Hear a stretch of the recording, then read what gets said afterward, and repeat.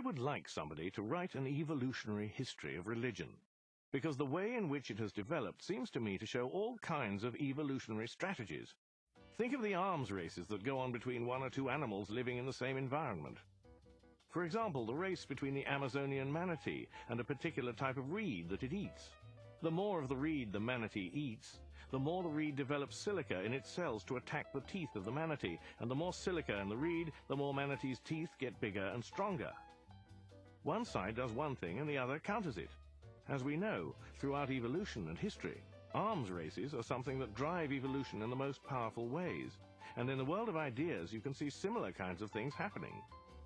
Now, the invention of the scientific method and science is, I'm sure we'll all agree, the most powerful intellectual idea, the most powerful framework for thinking and investigating and understanding and challenging the world around us that there is, and that it rests on the premise that any idea is there to be attacked, and if it withstands the attack, then it lives to fight another day, and if it doesn't withstand the attack, then down it goes. Religion doesn't seem to work like that. It has certain ideas at the heart of it, which we call sacred or holy or whatever. That's an idea we're so familiar with, whether we subscribe to it or not, that it's kind of odd to think what it actually means, because really what it means is, here is an idea or a notion that you're not allowed to say anything bad about. You're just not.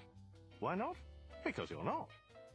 If somebody votes for a party that you don't agree with, you're free to argue about it as much as you like. Everybody will have an argument, but nobody feels aggrieved by it. If somebody thinks taxes should go up or down, you are free to have an argument about it. But on the other hand, if somebody says, I mustn't move a light switch on a Saturday, you say, fine, I respect that. The odd thing is, even as I am saying that, I am thinking, is there an Orthodox Jew here who is going to be offended by the fact that I just said that? But I wouldn't have thought, maybe there's somebody from the left wing, or somebody from the right wing, or somebody who subscribes to this view or the other in economics when I was making the other points. I just think, fine, we have different opinions. But the moment I say something that has something to do with somebody's, I'm going to stick my neck out here and say, irrational beliefs, then we all become terribly protective and terribly defensive and say, no, we don't attack that. That's an irrational belief, but no, we respect it. It's rather like, if you think back in terms of animal evolution, an animal that's grown an incredible carapace around it, such as a tortoise. That's a great survival strategy because nothing can get through it.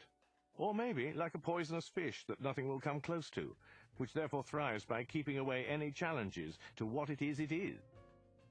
In the case of an idea, if we think, here is an idea that is protected by holiness or sanctity, what does it mean? Why should it be that it's perfectly legitimate to support the Labour Party or the Conservative Party, Republicans or Democrats, this model of economics versus that, Macintosh instead of Windows, but to have an opinion about how the universe began, about who created the universe, no, that's holy. What does that mean? Why do we ring-fence that for any other reason other than that we've just got used to doing so? There's no other reason at all. It's just one of those things that crept into being, and once that loop gets going, it's very, very powerful. So we are used to not challenging religious ideas, but it's very interesting how much of a furor Richard creates when he does it. Everybody gets absolutely frantic about it because you're not allowed to say these things. Yet, when you look at it rationally, there is no reason why those ideas shouldn't be as open to debate as any other, except that we have agreed somehow between us that they shouldn't be.